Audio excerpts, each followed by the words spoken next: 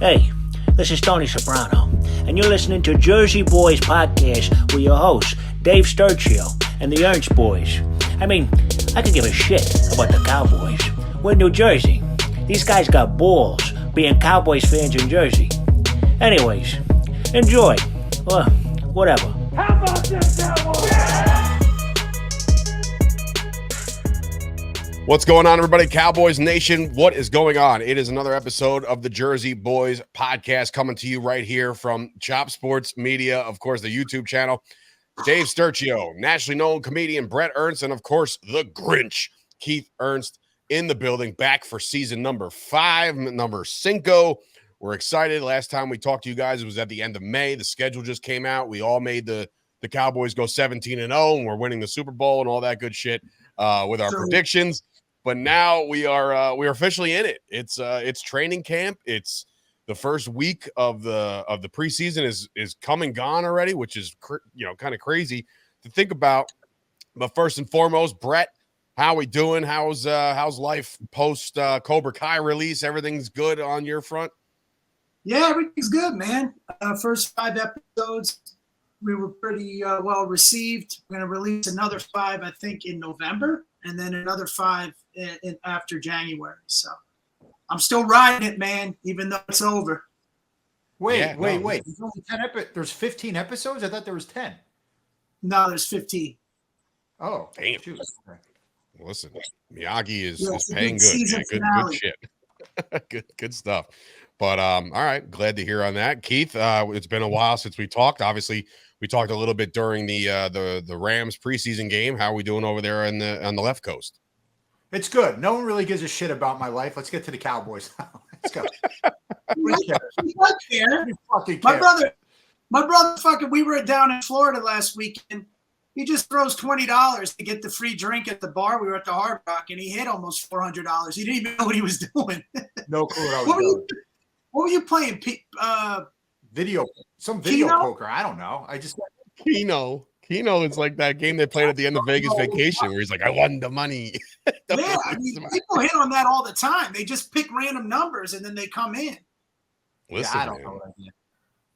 Now you can put that money on the Cowboys to win the Super Bowl, dog, and double down and triple down.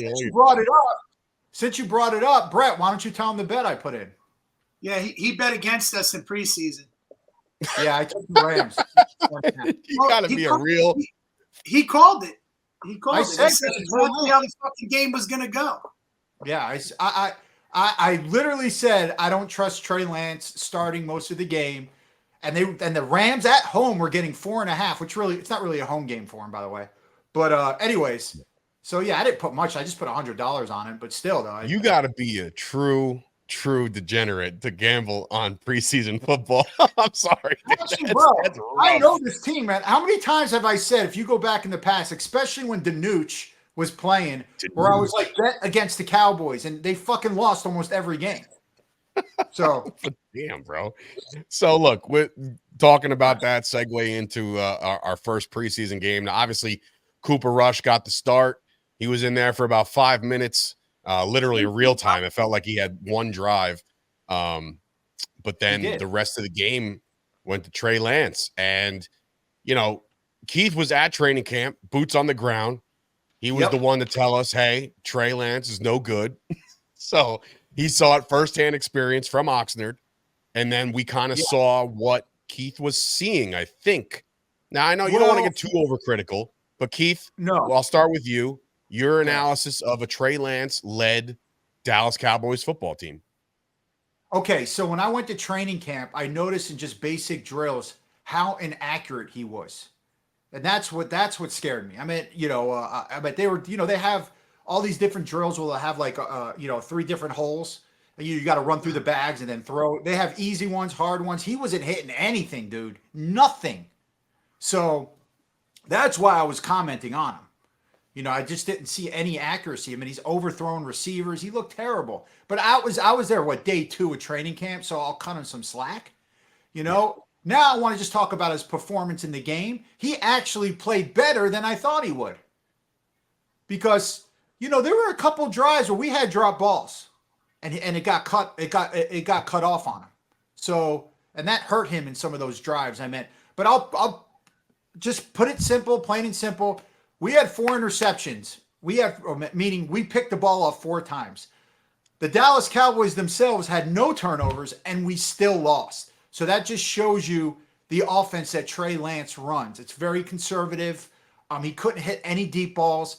They have to stop. He's throwing it in a huge window where they can catch it, but it's not like they can catch it on the run and those type of things. You know what I mean? They're just freak athletes making catches within the area where Trey Lance is throwing it.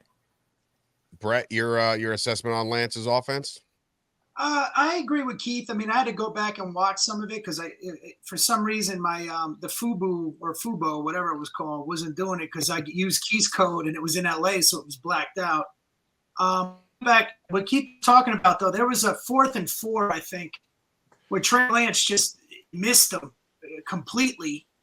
The drop pass, it was either Flurney or McMath. It was one of those 2 receivers that dropped a couple of his balls.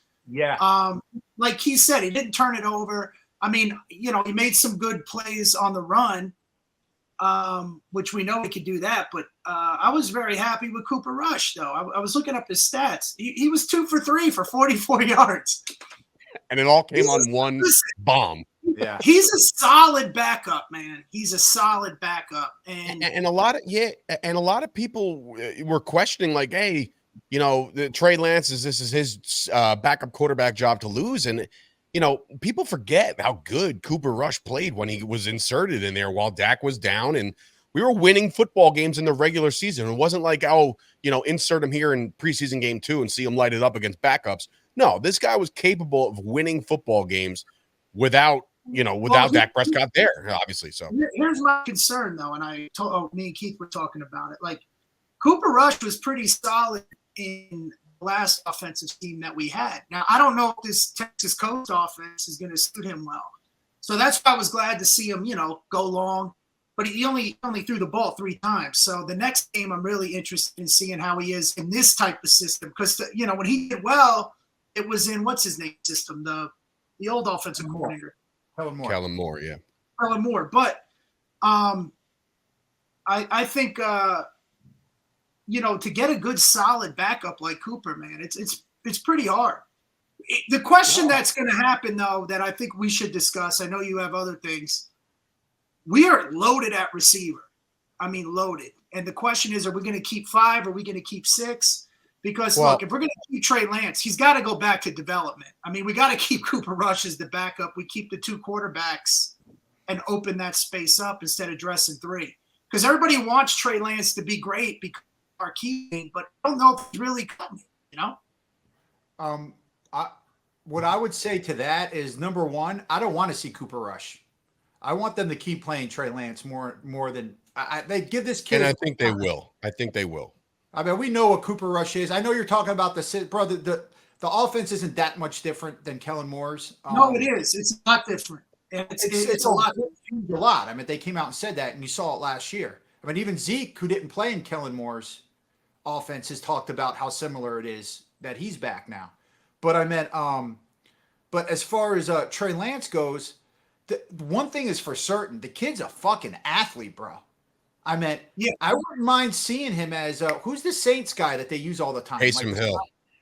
Somebody like that. I'm serious. He's quick. He might be able to throw a pass on you. You don't know it. Having designed plays for somebody like that, possibly. I always, my 2 cents on Trey Lance as far as his first game goes is that, he was overthrowing a lot. I feel like his decision making was not very good. I also feel like his awareness of what was around him wasn't very good. When he got to showcase his wheels and start taking off and going nuts, that's when I was like, okay, kid, get on your horse and go. But when throwing the ball, inaccuracy issues, and I get, that could all be worked on. I understand that. But when you're the 3rd overall pick in the NFL draft, there are people that have said that this dude is going to be something special. And the 49ers had the wherewithal to say, we don't see it. Here you go, Cowboys. We'll take a 3rd or a 4th, whatever it was. But to see him perform now in this offense, it just wasn't registering with me. I feel like, and when you just mentioned Taysom Hill, I think there was a couple people on Twitter that were calling for that type of role for him.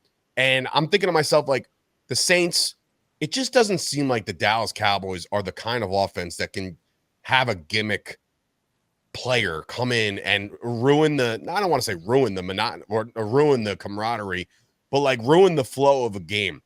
I know for fantasy nerds, yeah, you love when you could put him at tight end, or you could put him at quarterback, and you could put him at all these positions.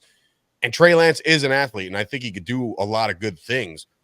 But to put him in a Taysom Hill type role right now with the Cowboys offense, the way it's built, I don't see it. And I don't see Trey Lance, improving enough to me to be the backup quarterback. And I don't know if you pay that price tag. The reason why I think you'll see a lot of him in the LA game against the Las Vegas game against the Raiders is because now there are going to be people that drop off the face of the earth via injury, via not playing well. The Minnesota Vikings just lost JJ McCarthy for a month or two. So there are going to be suitors out there for him. So if you want to showcase this kid's talents, do it and maybe get some value back, because personally, if you're not going to have him over Cooper Rush, why have him on the roster at all, Keith? Honestly, I don't give a fuck what you say, okay? Or I don't care. Go ahead, Bret. No, I think that right now we need. Here's the question: why wasn't Deuce playing? He's injured. Hurt. Is he hurt? He's hurt. Yeah, he's missing some valuable time, actually, because if any running backs are going to step up right now, they need to step up right now, because we had Rico go in there, and after that, it was Snoop Connor. Bro, Rico looked good too, huh? Rico did look like he had some burst. He did. And now does that also, I got a question for you, Keith and Bret. With Rico getting some burn, and it was some Snoop Connor, some Malik Davis, there was a little bit of a mixed bag. With all these backups getting a burn, does that signify, Keith, that Zeke is RB1, like right off the rip? Yeah. Like that's it? They already said it, bro. They already said that he's not going to get one series, I don't think, in the preseason. They are saving him. So I think it's going to be him and Rico back and forth. That's what I think. Simple. Well, you had Jalen Tolbert, Kavontae Turpin, and Donovan Wilson also sit, which lets you know that those guys are pretty much. I was actually kind of, to Bret's point, I was kind of surprised, like, to see Jalen Tolbert in like street clothes in a jersey with no pads. I was like, wait, like Jalen Tolbert doesn't need to go out there and get some reps in there. He's not Dak, he's not Zeke, he's not CeeDee Lamb, but like not even dress. Our receiver room is right now. We got the 3 Jalens. We got Kavontae Turpin, obviously CeeDee. If we get that deal done, we're pretty deep in receivers. And don't forget Brandon Cooks. And also, whatchamacallit, the hyphenated guy, Billy Joe Tolliver, whatever his name is. Another receiver who's been playing well. Billy Joe Tolliver. I love it. Oh, man. Oh, but boy. I'm saying, you have to understand, too, with Trey Lance, that's a valuable spot we're going to have to – because we either got to keep a 6 receiver, or I want to see Deuce. But, when you're looking at the running back room, because we're going to need that spot that is also going to have to work as a punt returner, kick returner, that has a specialty that we're going to have to keep, which, again, I love our receiver situation out of our running back situation.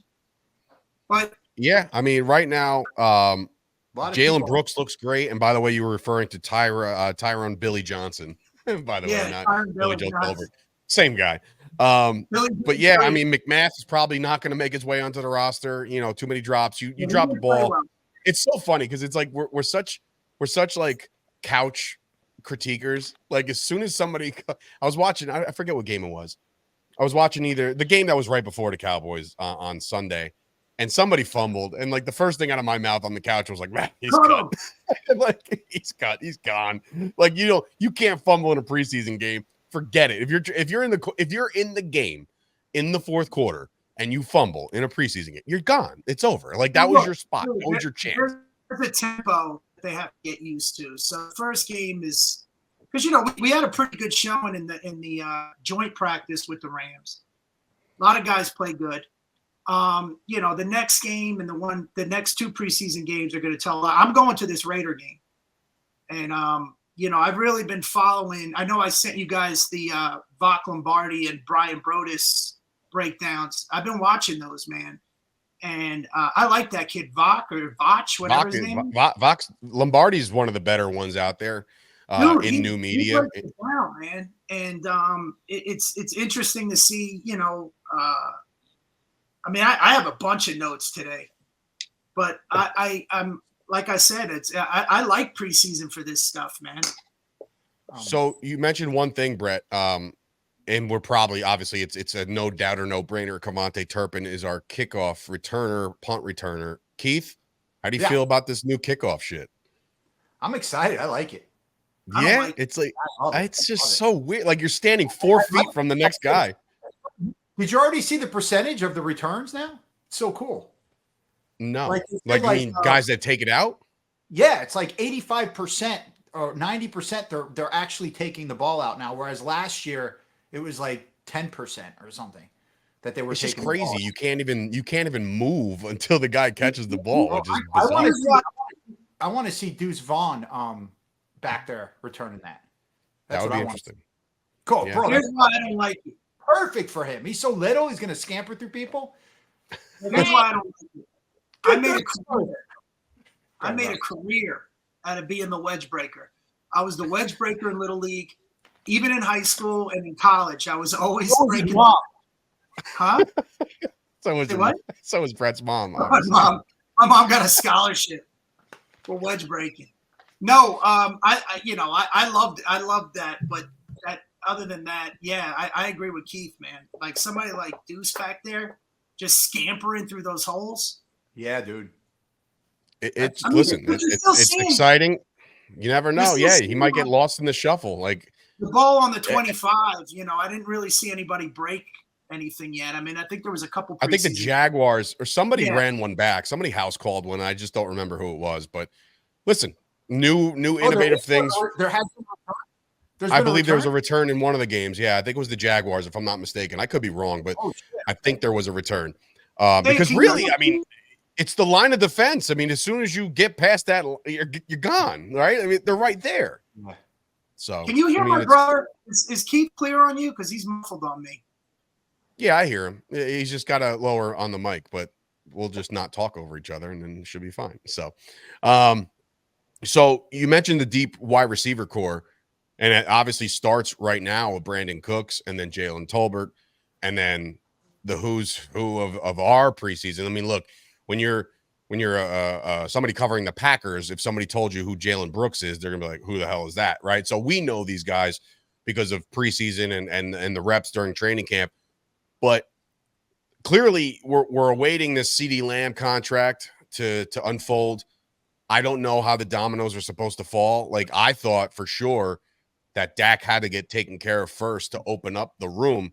But last I checked, the Cowboys do have some significant cap room right now. So what I've seen rumor-wise, as far as the contract, you're looking at anywhere between $134 million over 4 years, which would put him a $1.5 million per year short of Justin Jefferson, which is going to exceed $30 million a year regardless. That's the market. That's what we're looking at.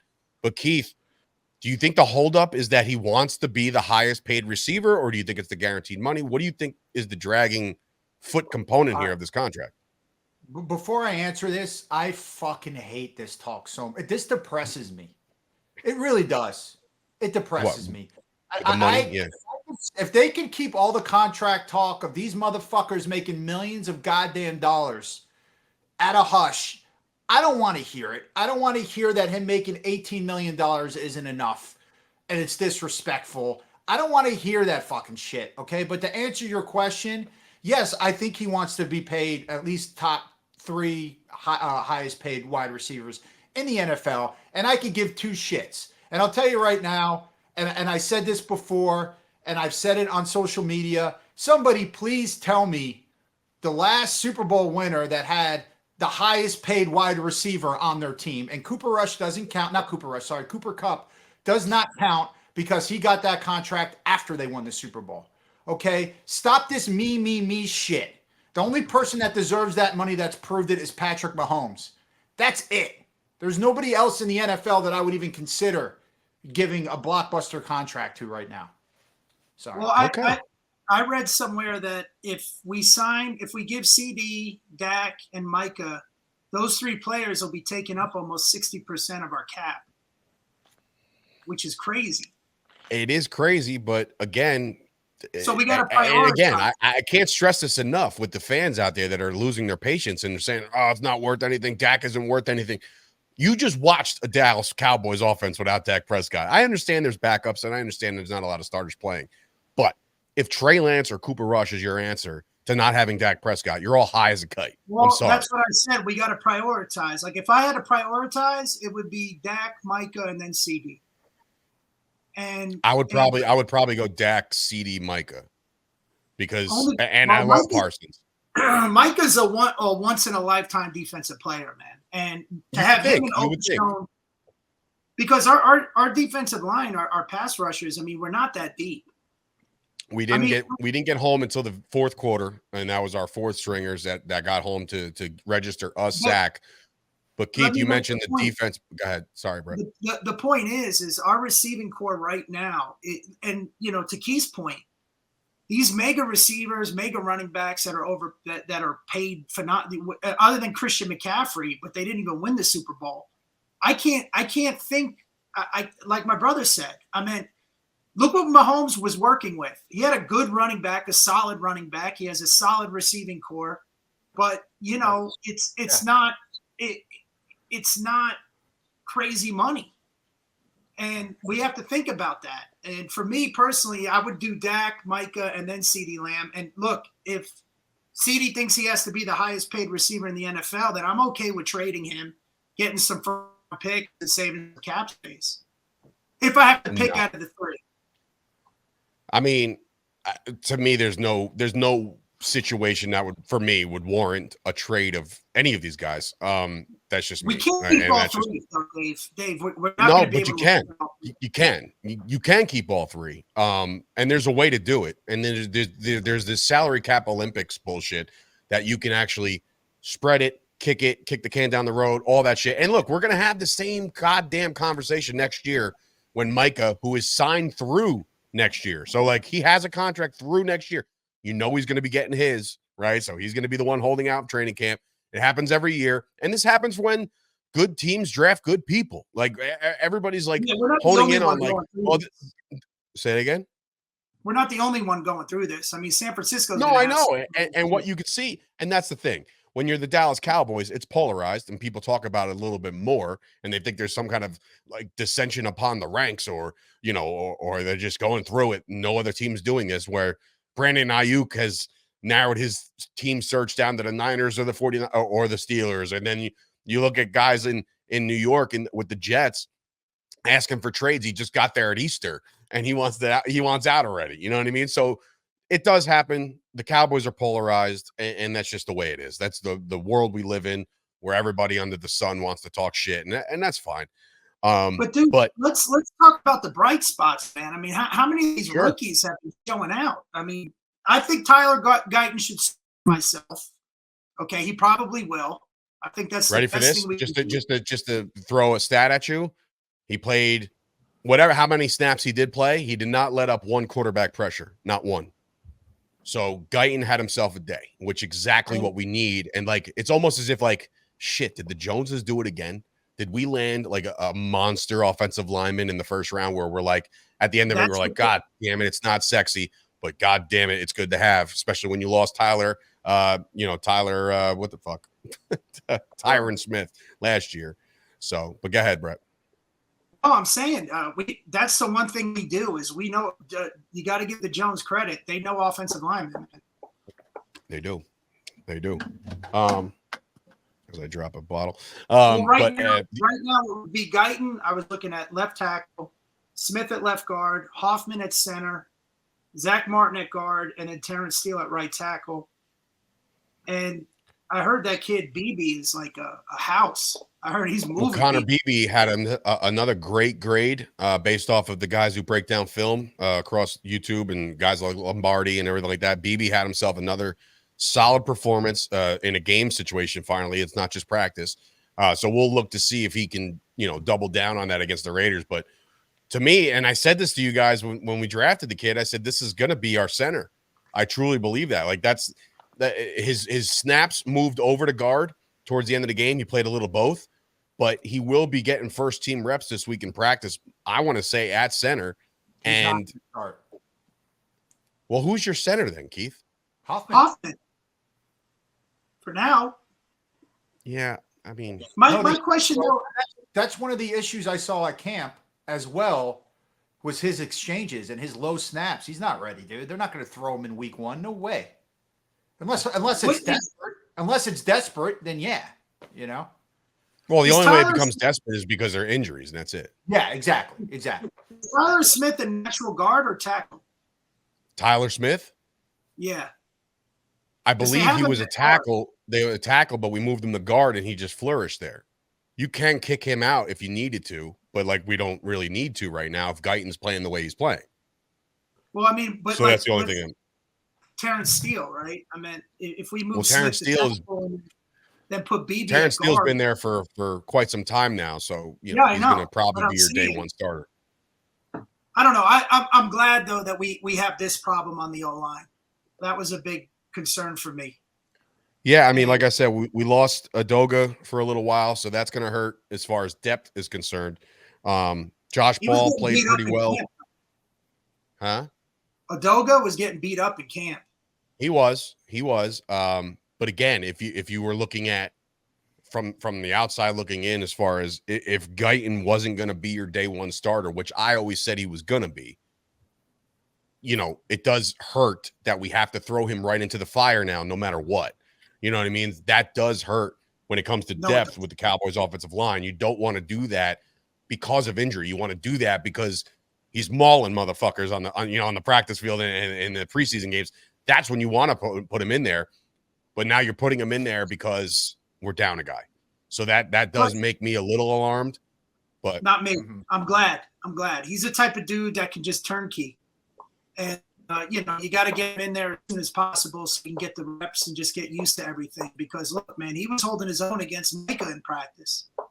That's the one thing that's great about this team is, Zimmer was disguising blitzes in practice in two-a-days, which helps Dak a lot because, a lot of people say that was his Achilles heel. That's why he was throwing so many interceptions early, not this year, but last year. And, it's that steel sharpened steel type argument. And Guyton's been playing really well, man, holding his own against Micah, who I think is, one of the best in the NFL as a pass rusher, at least top 3. Okay. So speaking of the defense, as we move over to the defense, because there's a lot of young guys on that defense that are looking very, very good so far. Fucking great. So I gotta ask Keith, just because you are the historian and you know that Mike Zimmer's been around the block. He's been here now his second stint in Dallas, but now he is he's probably got a little bit more weapons as far as defensive side of the ball. Did you know, and this is based off of interviews, post-game interviews, did you know that he was calling this entire defense without a play sheet on the first game? No, I didn't know that. What, today? Season game? The game against LA, he did not have a play sheet. I did not know it before, but I think I read it. I think I did read that. Yeah, somewhere. So Overshawn was kind of the one to say, dude is he's I don't understand. How do you call a defense? He was doing it based off of look and feel and just calling shit on the fly. And again, and this is why I think we can also maybe get off of Trey Lance's case a little bit and that offense as a whole, because again, you're not going to show everything in the preseason. You're not going to show your playbook. It's going to be a lot of running off tackle and slants and shit like that, right? So with the defense, if you're able to call this on the fly like Zimmer did, it's also because he's not calling his defense. But what I will say is what you've been hearing through the tea leaves and everybody at training camp is that his disguises on the defense is something that we haven't had because Quinn, again, Quinn's defense was very good. Let's not get it twisted. But like you also saw what Quinn was bringing a lot. And Zimmer is confusing a lot of people. And when you have smart players on your defense, like a Micah, like a DeMarcus Lawrence on the defensive line, like your linebackers, like a Kendricks coming in there as a veteran presence, that's good to know because if we have the knowledge on the defensive side of the ball, this is going to make a shit ton easier for us to disguise anything that we want, Keith. Yeah, and I did have it's look, I was so happy with the Tice hire. I'm at Zimmer, sorry. With the Zimmer hire. I meant but I watched the condensed version. And there is your first reference to a condensed version of the season. Go ahead, Keith. I did it just for the linebackers, and I was not impressed again. The new kid, the rookie, from Notre Dame, Tribal Chief, reluctant to shoot a hole. He was getting blown out a lot. I wasn't impressed with any of the linebackers except Overshown on the first drive, but otherwise, there was no like standout that I saw. So once again, it is preseason. It's a new defense, all that kind of stuff. They're not doing anything crazy yet. You know what I mean? But I saw one with what's the kid's name? Latufa? The fuck's his name? Yeah. Did I get it right? Oh. No, it's Leufa. I saw one where he came in to take the block, and he had the complete wrong shoulder where they just turned him, and the running back just went straight up the fucking hole. And I saw that. These are growing pains, I think. Yeah, I wouldn't put too much stock into that. Like, I know obviously he's been playing football his whole life, right? Yeah. So, and I heard he's having a fantastic training camp. That's why I was surprised.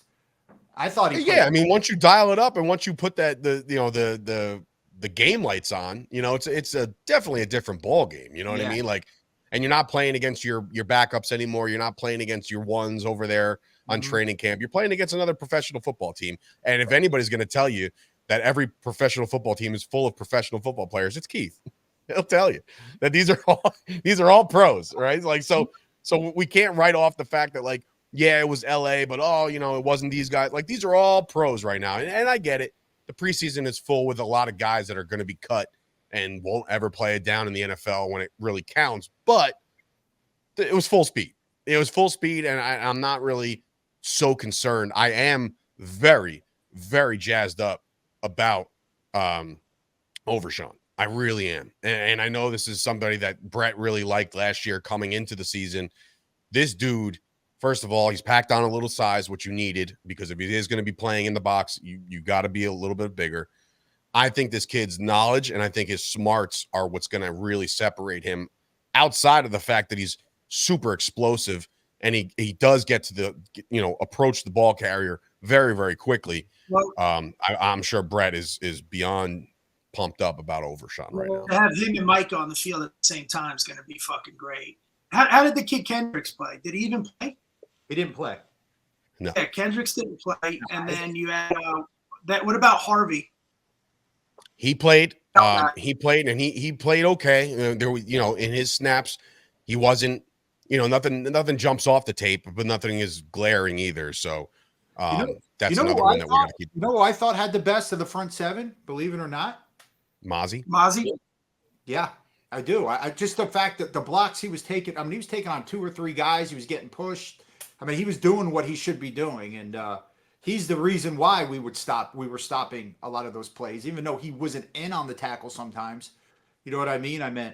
Sometimes you don't have to be. You just have to create some some chaos. Exactly. So that's the one that stood out to me in the front seven. The secondary we know played great. They played great. That Huggins guy didn't play well, who we signed. I saw a couple plays where he was downfield, like 4 yards downfield. He looked exhausted and a little disheveled. So hopefully there was some a few days ago, right? Like 6 days ago. Yeah, again, and we just traded for Andrew Booth Jr., so he saw the field as well, just didn't really, jump off the charts. But like I said, I think that Zimmer has himself a lot of tools to use. And I think that you're only going to see just a fraction of it in preseason. You're not going to see your Micah Parsons. You're not going to see D-Law. You're not going to see any of these guys You're not going to see Bland and Diggs, but you will see, the backups, and you will see a couple guys that will have to fill some significant roles on this Cowboys team. And, there was a couple times where I was just like, man, when you look at a guy like Eric Scott Jr., he was having himself a rough day, right? And he was getting picked on a little bit, but then all of a sudden he comes down with an interception and all is forgotten. You know what I mean? So these are the cool things that you could definitely do in one play to make up for your piss poor performance. I know they sat Donovan Wilson, but Marquise Bell played phenomenal. He had a pick. I think he had like 9 tackles. Yeah, I mean, look, and I said this, it's the truth. Like, we might have gotten 4 picks, but we probably could have had 6 or 7, and I'm not bullshitting. You're like that. We had 1 called back. 1 called back, 1 dropped in the end zone by Marquise Bell. So, like, that's 2 right there. And again, Stetson Bennett, is he gonna win a Super Bowl one day? Probably not. Is he a glorified college Georgia Bulldog? Yeah, he's won some national titles. Good for him, but he's not your prototypical quarterback that I'm going to be seeing every week in a week-to-week basis. But it's still good to see that even with Dan Quinn's departure, that the Cowboys were able to take the ball away relatively easy in this one. So now you're going to see now stepping up to the plate is Keith's man crush, and that is Mr. AOC from the Raiders. Now, they haven't named the starting quarterback yet, but I think you're going to get a little bit better quarterback play going forward, like coming into preseason week 2, these are the things that you have to worry about, Sturch, I have a question, though. Donovan Wilson, though, I know he's listed as a linebacker as well. Are they going back and forth with him from safety to linebacker? I mean, he's your hammer, like he's the guy that's going to play in the nickel. I don't foresee it. To list him as a linebacker is false. I know if that's how they're listing him, that's how they're listing him. But they have him on because both a lot of these guys on the depth chart. A lot of these guys when they're off the ball and they're outside and they play on the outsides, I guess typically just for the stat sheet you want to list him as a linebacker because 9 times out of 10 he'll be playing closer to the line. I guess that's why you would list him as a linebacker. But I look at those guys as like nickel corners, you know what I mean, like or safeties that play in. Mo Clark was having a good camp as well. Yeah, I mean, look, a lot of these guys that we've been seeing in camp, and Keith, like I said, he was front and center with a lot of this stuff. I feel like the Cowboys roster right now, knocking on all the wood and barring any catastrophic injuries, there's a slight chance that we can go into this season a little deeper than we were last year at a lot of positions. I know that sounds ridiculous, but like when you look at this cornerback room and you look at the safeties and even the wide receivers with all these guys coming into their own, do you feel like, Keith, I'll go to you first. Can this team going into the season on paper, as Bret likes to say, are we deeper this year than we were last year? I don't know. I mean, I see kind of the same team. Which is not a bad thing if you think about it. No, it's not. It's not. And if we'll see if the the strategy changes on defense. Our offense was not the problem last year at all. It was our defense. So that's all I'm worried about. And right now, I see Nick Chubb just fucking destroying us. Still, after that last game, I just see him run week 1. I know the Grinch. Well, I'm just saying. I was just in the dog pound. They're very high on Mr. I can Chubb. Just picture it happening, and then D-Law coming out going, "We're tired, man. It's our first game. We're tired. Wait, next week we'll get our legs back under us." I could just see just ass kicking the first week. Yeah, our D line is still the question mark here. I mean, I'm nervous. Yeah. I think Mozzie looked good, but I think interior D line is still something you want to monitor. I mean, because Fehoko didn't play that well. You got 007 as a 3 technique, and then you got Mozzie as the 1, and then Golston as a defensive tackle, defensive end. But other than that, our depth, the way the D linemen play nowadays in the rotation, we don't. That's really, again, our question mark is our interior D line. Our secondary is phenomenal.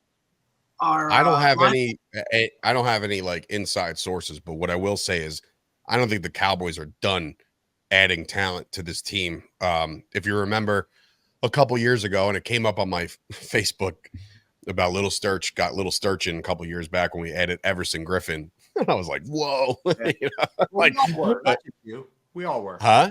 I know. And he's a notable dude. And I think that there's one more, maybe two more notable guys that we bring in that we're like, okay, you know, this could work, you know, and I think it's the depth that we need, whether it be pass rusher or interior defensive lineman or even another offensive lineman. Our one technique is where we need depth. You know, Mozzie is still, he played better. He's in better shape, but I don't think he could play all 4 quarters.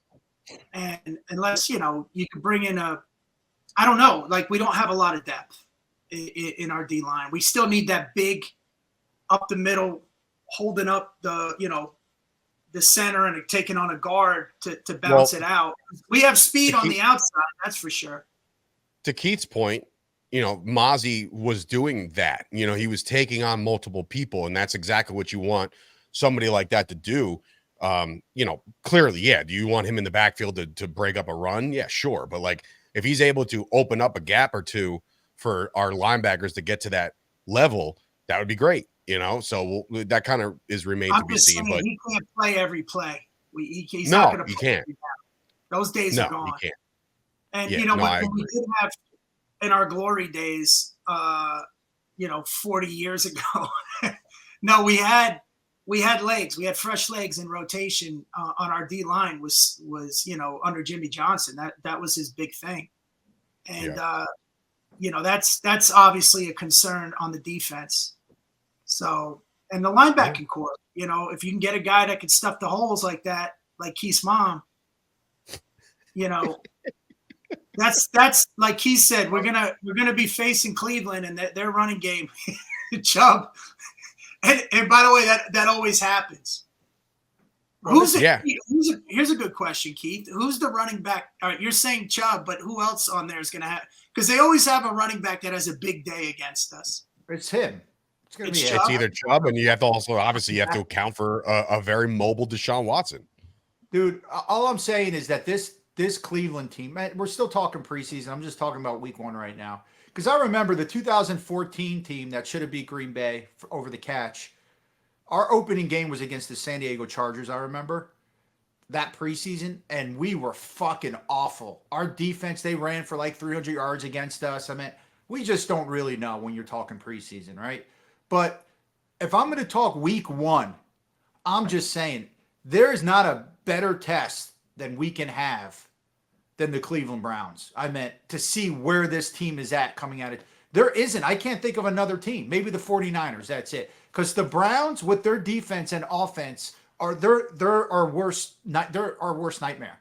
Yeah, they are. Their defense can give our offense 3 and outs, and their offense, Cleveland's offense, can run the fucking ball and run the. It's almost similar to the Buffalo game, where both you guys thought we were going to win, and I said we're not going to win. It's almost similar to that kind of game where I know that the balance, I just don't like the balance. I don't. So if we can pull that game off, you're going to have a very happy Grinch. If it's kind of an oxymoron, but you're going to have, I'll be in shock if we can pull that off. I'll be in shock. I mean, I can't see it. Yeah. I mean, we'll see how that plays out. Obviously, I agree with Keith. I mean, you know, that this is a perfect first game test for us because again, the running game has been our fucking Achilles heel, and unless we get those run stopping, hole filling middle linebackers, because we got the speed on the outside, right? If it bounces outside, we can run it down, especially with our safeties and our outside linebackers. I agree. That up the gut, man. And Mozzie, he's been working hard in the offseason. I mean, he lost some weight. He's, he's coming around. I mean, it's his second year, right? Or third year? Second year. Yeah, second year. Keith, do you have any I understand that you put money against us and stuff like that against the Rams, but like, do you put any stock into losing that way towards a team's morale, even though it's preseason, nobody gives a shit? Yeah. Preseason? Yeah. No, okay. All right. No, because honestly, me watching it on the couch when it happened, I got a couple people on Twitter like, oh, well, it doesn't matter because we're about to lose by 1. And that was like before the drive even started. After, by the way, Brandon Automatic played another fucking great game. And Keith was worried about his confidence after making him try to boot a 70-yarder. I know. But why put him in there? Like, I say, I'm glad they did that. Let him get a shot. Who cares? Yeah, I mean, you get the yips out. It doesn't go to the record book. Like, he's hitting everything, and now you make him kick a fucking field goal and he misses. Now it's going to be a little guy on his shoulder. That's what preseason's for, by the way.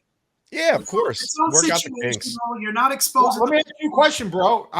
You didn't watch. You didn't get to see the game. Yeah. You know what's Oh, you did watch it. Okay. Yeah, I watched it afterwards. I got the condensed version, the highlights. So here's the crazy part. We didn't get to see our punter once. We didn't punt once that fucking game. No. Well, why would you punt? Who needs a rest? Here's my thing. Why would we punt when we're going for fucking 80-yard field goals? We don't need to run the punt team out there for anything. As soon as Automatic come in and ruin his confidence. That's a good point, Sturchio. That's a good point. We still need to work on our punt game. I mean, come on, dude. We're down. We're going. Brian Anger is the best punter in football. That's all I'll say about that. But I can't even imagine. As soon as they trotted Aubrey out for that long field goal, I was like, well, I guess Anger's got the day off. We're not punting at all.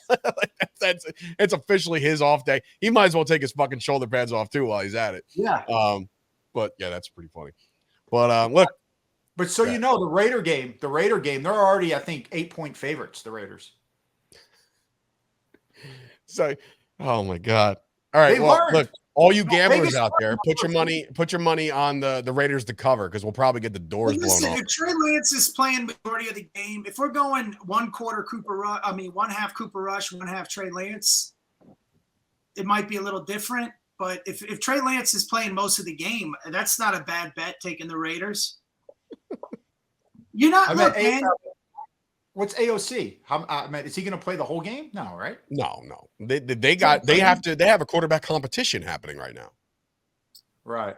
It's him and fucking Rico, Uncle Rico, fucking Gardner Minshew. Oh shit! There you go, right there. AOC and Minshew versus Trey Lance. The fuck out of here. That's a fucking. Hey, look, it'll be a good test for the defense, though, man. I do love our secondary, bro. Keeping Al Harris is the best move, one of the best offseason moves, man. I think it's so too. Obvious. It's so obvious that he's the brains behind the secondary. I mean, again, So, a lot of things to look for in our Saturday night main event against the Raiders. For East Coast time, folks, well, we'll be kicking off at 10 p.m., which is always fun. But for you left coast folks over there, you get the game at 7, so that's nice. I'm gonna go. Yeah. I'm gonna go, man. I'm gonna bring a little. Yeah, I mean, you should. You're right there. Why the hell not? Well, I've had a good month this month where, like, I get to. I've been home. I can follow things more a little. I like this team. Just doing Snow Angels and that Cobra Kai money. Is that what's happening? Just get to hang out. I got another residency out here, so it's easier for me to stay. Yeah. Very nice. All right, was it Kimmel's? No, not Kimmel's. Yeah, Kimmel's every Sunday. Very cool. But I'm excited, man. I really am. I know the Grinch isn't. He was calling me when we were together this weekend, but I do, man. I'm excited about this season. And why can't I? I'm usually you're turning into the guy from last year. After the season last year, you were done. You're not watching football. You hate the football. You're slowly transforming into, here we come. Listen, that Green Bay game was disgusting. It wasn't. We them boys. I think we improved on our defense this year. Haven't overshown back. I know you didn't ask me that question. You asked Keith. I think we're more loaded this year. We've got a lot of options in the secondary. The whatchamacallit, the rookie kid, Caleb, whatever, he's been playing great. Mm-hmm. Again, same questions the D line, but our linebacking core, we picked up. With Overshown being there alone, we're a better defense if he can stay healthy. Yeah, of course. That's the name of the game. And I like Zimmer. And I also like what you guys were saying earlier about the way he disguises and the checkdowns and all that stuff. Dak has been going up against that every single day, which I think is going to carry over to the season. Because let's be honest, what other defense other than Cleveland has he been facing? He's been facing us every practice. And again, our secondary's improved dramatically. And Diggs hasn't been playing. No, you're right. So you're right. I mean, I think we're in a better situation. Remember, we finished with a top 5 offense. We finished with a top 5 defense. We shit the bed against Green Bay, but we were a solid team. We were one of the best teams last year, and I think we can get better. Well, everybody else around us is also probably going to get better. So the division's not, fucking Pollard bandwagon, and he cost us a couple games. He broke off a 40-yard run, I think, in the first preseason game. People were like, "Oh, there he is." But whatever. I'm not worried about that. I'm very excited about. Listen, I'm excited about Zeke. Nobody's talking about Zeke. I'm excited to have this guy back. Dude, it's going to make all the difference in the red zone. And Rico's a north-south runner, and I don't know. I think we got the 3 Jalen's. Let's not forget about Royce Freeman, who's having a great camp, too. Dude, we're gonna have a problem. We're gonna have a problem in keeping which receivers we're gonna keep. All right, I gotta call something. Well, bro, I gotta call something. The Jalen's, all 3 Jalen's, J Posse. That's gonna be their name, the J Posse, when they all start. Done. We'll make shirts. J Posse. I called Aubrey Maddock, and I'm calling the J Posse. Done and done. Listen, real excited. Did Nealon play at all? Nealon played, right? He didn't get quarterback. But nothing. There wasn't really much to write home about. But again, they have a great chance to get better in practice this week. We got the Raiders coming up. We'll break all that down next week. Excited to see what's up. I wrote this down. The other rookie defensive, Justin Rogers. How's he been playing? Well, you mean the defensive tackle. Oh, I didn't see much. You know what? I didn't see much out of Rodgers. I heard in camp he's been doing well, but I don't know how he did in the game. But what's his name? What's his name? Jason Johnson, the linebacker. I think he's a linebacker. Jason Johnson's your weak side linebacker. Yeah, look, he looked okay. There's a lot. There's a cut down day is going to be a bitch, and we're going to see a lot of guys that we like off this roster in just a couple weeks. So I'm going to call one right now. That's going to get cut that everyone's praising. Billy Joe Tolliver. I'm serious. I don't think he makes the team. And with that being said, this is big. We'll bring him to the practice squad. Do you think we keep him on the practice squad? Possibly, but he's been around way too. I mean, there's something there. I don't know. What's this guy's a fucking unit too? John Stevens Jr. He's a big dude. He's a big John Stevens Jr., the tight end. Oh yeah. Oh, Bret, do you remember him from last year, Bret? Yeah, he got hurt. Yeah, we loved him last year. He's looking good again. I'll make a bold prediction right now. If I had gun to my head, with the roster, the way it's constructed, I think our boy Hendershot might be on the chopping block. Oh shit, yeah. Because look at it. You got Ferguson. You're not going to cut Shoemaker. You just drafted him last year, so you know the Joneses are going to stick with that. He's hurt again. Yeah, I know he's got a hammy, and that might open the door for a Hendershot to stick around. But if these guys get healthy, Hendershot might be seeing himself out. I don't know. Gotta keep Hendershot, bro. He's the type. I'd rather get rid of Shoemaker. Me too. Shoemaker. He doesn't impress me at all. He dropped the ball in the fucking preseason game too. Yeah, and like I said, we'll see what happens with John Stevens Jr. So. And I'll tell you right now that McMath kid and Flournoy, whatever his name is, they're getting cut before Billy Joe Tolliver. Those kids, because again, we have some serious decisions to make. Look, they can always get on the practice squad, but our receiving core, man, I don't know, because once CeeDee's signed, we're going to sign him, which again is stupid to me. If we would have just signed him earlier, we probably wouldn't be paying as much. That's the Cowboys' MO right now, man. That's just the way they operate. I don't know why. I don't know why they wait for them to sign them. If you're trying to play this like Jerry Jones, we're in no rush. If you're going to sign them, then just fucking sign them. If not, trade him, get some first-round picks. Let's just go with who we got. No, we're going to sign him. He'll be signed. Dak will be signed. It'll all be fun. Everybody's going to be fine. So next week, we'll break it all down. Let's go Cowboys. Let's get a win over the Raiders. Let's get on the right side of things and get ourselves a win. Who cares? But if we win or lose, a win would be nice. It'd be nice. Oh, wait, I want to ask you one last question. I know we got to go. The lawsuit that the NFL won. That they threw out. Wasn't that was redone, wasn't it? Like what didn't they the Supreme overturn Court that? threw it out. So it benefits us because I know they're pushing for another game, which could raise the cap dramatically. But you know, I was reading something about how this helps the Cowboys because we have the money. Because that means they will raise the cap, which means the Cowboys will be in a better spot. So yeah. So we'll see.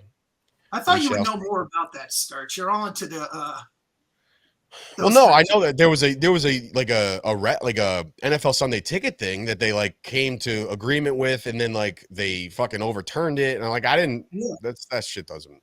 It was like 4.3 billion that the league was owed that just got thrown out. Chump change. So, good night, everybody. We'll see you next week. Hey, this is Tony Soprano, and you're listening to Jersey Boys Podcast with your hosts, Dave Sturchio and the Ernst boys. I mean, I could give a shit about the Cowboys. We're in New Jersey. These guys got balls being Cowboys fans in Jersey. Anyways, enjoy. Well, whatever. How about this, Cowboys?